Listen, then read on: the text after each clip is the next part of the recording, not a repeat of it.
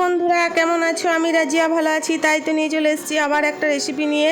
আজকে আমি কি বানাবো তোমরা তো দেখেই বুঝতে পারছো। আজকে আমি বানাবো হাঁসের মাংস। তো অনেকেই বলে যে হাঁসের মাংস শীত ছাড়া ভালো লাগে না, তো আমরা তো 12 মাসই খেয়ে থাকি। তো তা কীভাবে রান্না করি তোমাদের সঙ্গে শেয়ার করতে চলে এলাম। এইভাবে যদি হাঁসের মাংস রান্না করা যায় তো শীত কি এটা প্রতিদিনই খেলে ইচ্ছা করবে, প্রতিদিনই যেন এরকম হাঁসের মাংস পাই। তো চলো কীভাবে আমি রান্না করি তোমাদের সঙ্গে শেয়ার করি। আমি নিয়ে নিয়েছি একটা বড় সাইজের হাঁসটাকে আমি পরিষ্কার করে একদম কেটে জল দিয়ে বারবার আমি একদম পরিষ্কার জল দিয়ে বারবার ধুয়ে নিয়েছি।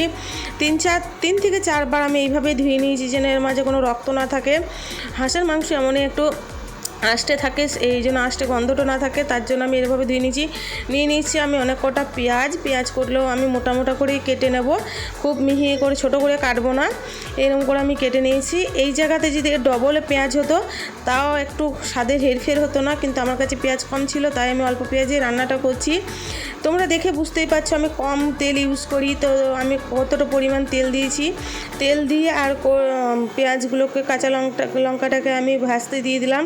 এইদিকে আমার শরীরটা খারাপ, তার জন্য আমি গুঁড়ো মশলা ইউজ করব। গুঁড়ো মশলাতে নিয়েছি হলুদ, লঙ্কা গুঁড়ো আর ভাজা মশলাতে ছিল জিরে, মৌরি আর ধনিয়া।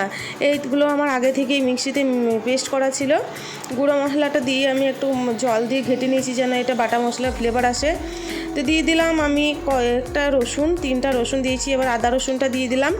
আদা রসুনটা দিয়ে আমি নাড়িয়ে চাড়িয়ে অনেকক্ষণ ধরে এটা ভেজে নেব যেন আদা রসুনের কোনো গন্ধ না থাকে। এই তো আমি দিয়ে দিলাম টমেটো দিলে একটু গ্রেভিটাও খেতে ভালো লাগে, প্লাস কালারও ভালো আসে, তার জন্য আমি টমেটো দিয়ে দিলাম। টমেটো অনেকে হাঁসের মাংসতে বলে যে শক্ত হয়ে যাবে, দিতে চাই না, কিন্তু আমি দিই। মাংসতে টমেটো না দিলে তো তার ফ্লেভারটাও ভালো পাওয়া যায় না। তোমরা দেখেই বুঝতে পারছো আমার মাংসর জন্য একদম মশলাটা পারফেক্ট হয়ে গিয়েছে। এবার দিয়ে দিলাম আমি হাঁসের মাংসটা। এইভাবে আমি নাড়িয়ে নেবো। হাঁসের মাংস রান্নার এই একটা টেকনিক যে যত ভালো কষানো হবে তত ভালো তার স্বাদটা থাকবে, কোনো আষ্টে গন্ধ থাকবে না। রান্নার মধ্যে কষানোতে 80% তার রান্নাটা করে নিতে হবে। এই তো আমার কষানো হয়ে গেছে, আমি পরিমাণ মতো জল দিয়ে বসিয়ে দিয়েছিলাম। এই তো আমারও একদম অল্প আছে অনেকক্ষণ থেকে আমি রান্না করে নিয়েছি। এই তো আমার ঝোলটা রেডি হয়ে গেছে।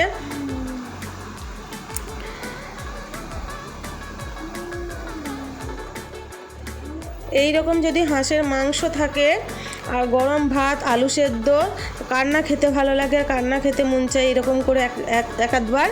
তো কেমন লাগলো ভিডিওটা তোমরা জানিও, আর আমার এই ভিডিওটা ভালো লাগলে প্লিজ তোমরা সাবস্ক্রাইব করো আর আমার পাশে থেকো।